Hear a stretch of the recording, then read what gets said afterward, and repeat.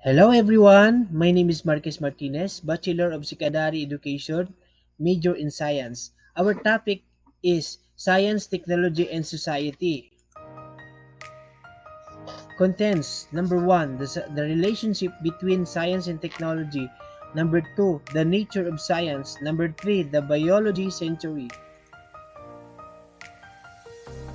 Science is the intellectual and practical activity encompassing the systematic study of structure and behavior of the physical and natural world through observation and experiments.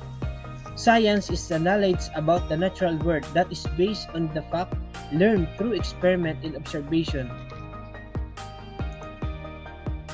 We have a branches of science: biology, study of living organism; earth science, study of interior and exterior of our planet; astronomy, study of celestial objects; physical science, study of chemistry and physics.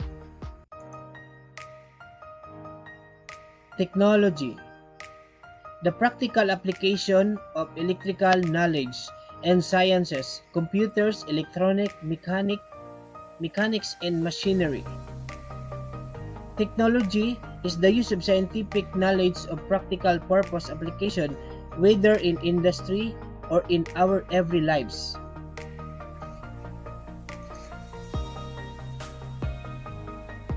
Society, a community or group of people having common traditions, institutions, and interests. Medieval society, Western society.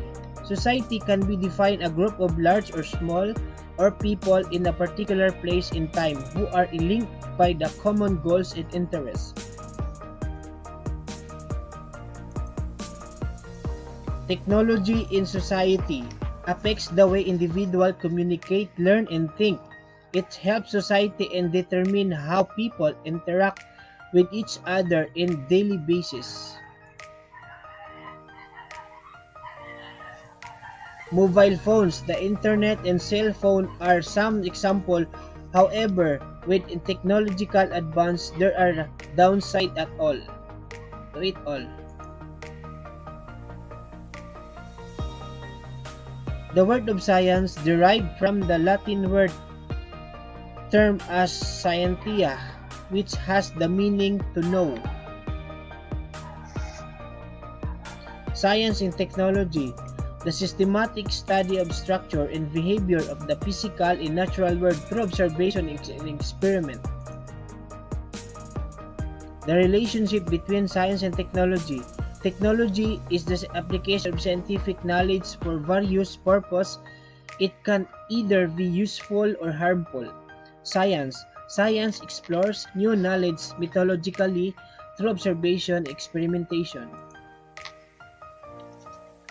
The nature of science, the special characteristic, values, and assumption that scientific knowledge is based on how scientific knowledge is developed. The word of science is derived from the Latin word term as scientia, which has meaning to know. Biotechnology, it is a technology based on biology. Biotechnology harnesses cellular and biocellular processes to develop technologies and products that help improve our lives and health of our planet. We have used in biological process the microorganism for more than 6,000 years to make useful food products such as bread and cheese, and to preserve dairy products. Modern biology that provides breakthrough product of technologies combat debilitating and rare diseases, reduce our environment footprint, feeds the hungry, useless, and cleaning every, and have safer, cleaner, more efficient industry, manufacturing processes. Heal the world. Biotech is helping to heal the world by harnessing nature's own toolbox using our our own genetic mix-up to heal and guide illness and research by fuel the world. Biotech use biological process such as a fermentation and harnesses biologically such as enzyme yeast and other microbes to become microscopic manufacturing plants. Biotech is helping to fuel the world, feed the world.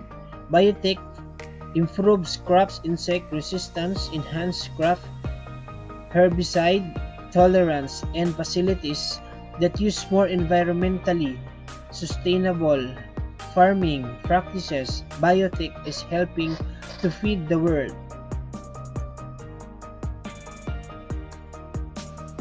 Types of biotechnology.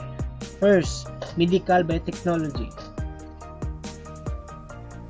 Medical biotechnologies involve the use of living cells to develop technologies for the improvement of human health. It involved the use of these tools to find more efficient way to maintaining human health. It also helps in the study of DNA to identify the cause of genetic disorder and methods to cure them. Vaccine. The antibiotics have been developed with the help of medical biotechnology that is essential for human health. Several plants are genetically engineered to produce antibodies with the help of biotechnology. Second, agricultural biotechnology. This field deals the development of genetically modified plants by introducing the gene in interest with the plant. This in turn help in increasing the crop yield.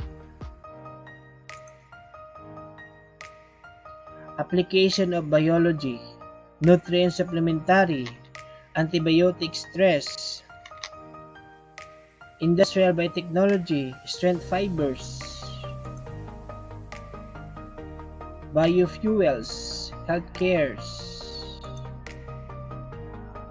The history of crop genetic modification. Stage 1, genetic modification through seed selection. Stage 2, genetic modification through plants breeding selection, modern inheritance, fluid blending model.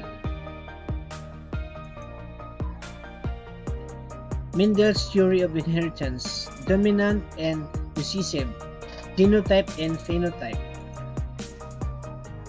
Dominant and recessive. Dominant refers to the relationship between two versions of the gene individual receive two versions of each gene known as alleles from each parent. If the alleles of the gene is a different, one allele will be expressed. It is the dominant gene. The effect of the other allele calls recessive and it mark. Genotype and phenotype.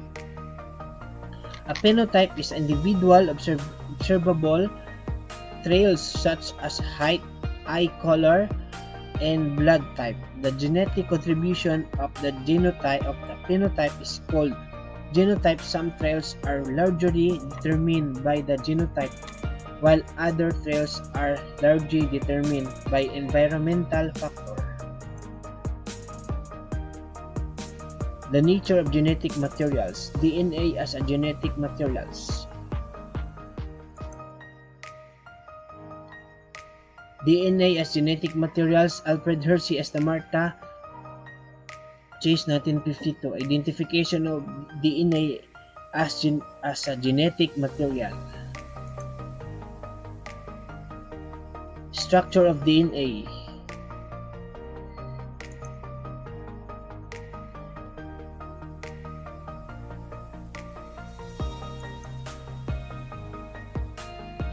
Okay, I hope